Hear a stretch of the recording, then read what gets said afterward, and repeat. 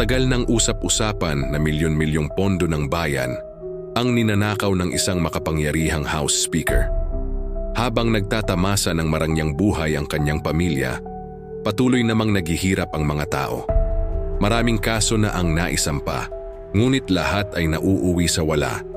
Binubulag ng pera at impluwensya ang sistema ng hustisya hanggang sa dumating ang isang gabi, bigla na lang nagdilim ang buong mansyon ng pamilya.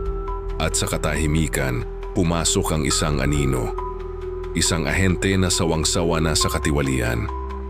Isa-isa niyang pinatahimik ang bawat miyembro ng pamilya, walang iniwan, para ipadama ang bigat ng dugo ng bayan na matagal nang pinapasan ng mga inosente. Nang umaga, natagpuan ang lahat na minasaker at sa gitna ng mesa iniwan ang sulat. Kung ang batas ay binibili, ako ang magiging batas. Mabilis kumalat ang takot at tanong sa buong bansa. Bayani ba o mamamatay tao ang ahenteng ito?